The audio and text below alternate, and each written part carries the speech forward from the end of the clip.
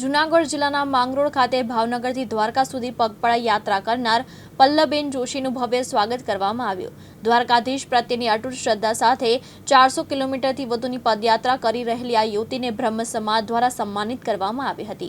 જૂનાગઢ જિલ્લાના માંગરોળ શહેરમાં દ્વારકાધીશ પ્રત્યેની ભક્તિ અને સંકલ્પનું અનોખું દ્રશ્ય જોવા મળ્યું હતું। ભાવનગરથી દ્વારકા સુધી પગપાળા યાત્રા કરી રહેલી પલ્લબેન જોશી માંગરોળ પહોંચતા બ્રહ્મ સમાજના યુવાનો અને મહિલાઓ દ્વારા તેમનું સ્વાગત અને સન્માન કરવામાં આવ્યું હતું। ફુલહાર પહેરાવી અને શાલ ઉડાડી પલ્લબેનનું સન્માન કરવામાં આવ્યું હતું। પલ્લબેન જોશીએ જણાવ્યું હતું કે તેઓએ પોતાનો સંકલ્પ પૂર્ણ કરવા માટે 5મી મેના રોજ ભાવનગરથી પદયાત્રાની શરૂઆત કરી હતી। દ્વારકાધીશના દર્શન કરવા માટે તેઓ 400 કિલોમીટરથી વધુનું અંતર પગપાળા કાપી રહ્યા છે। યાત્રા દરમિયાન માંગરોળ ખાતે રોકાણ મળતા બ્રહ્મ સમાજના લોકો તરફથી મળેલા સહયોગ બદલ તેમને આભાર વ્યક્ત કર્યો હતો। આ સમગ્ર પ્રસંગે ભક્તિમય માહોલ જોવા મળ્યો અને સ્થાનિક લોકોએ પણ પલ્લબેનની શ્રદ્ધા અને સંકલ્પની પ્રશંસા કરી હતી। મારું નામ પલ જોશી વિનોદરાય છે અને હું ભાવનગરની રહેવાસી છું।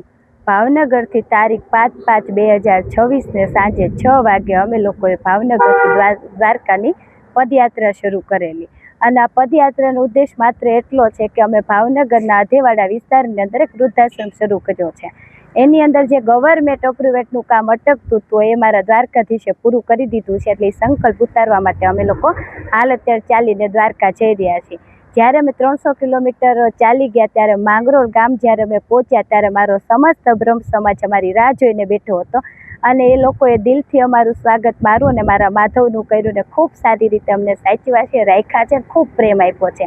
દ્વારકાધીશ એમને ઘણું બધું જાજુ આપે, ધંધાની અંદર બરકત આપે અને આરાધ્ય વૃદ્ધાશ્રમ આ જીવન એમનું ઋણી રહેશે। જય દ્વારકાધીશ। પ્રકાશ લાલવાણી, દિવ્યાંગ ન્યૂઝ, માંગરોળ, જૂનાગઢ।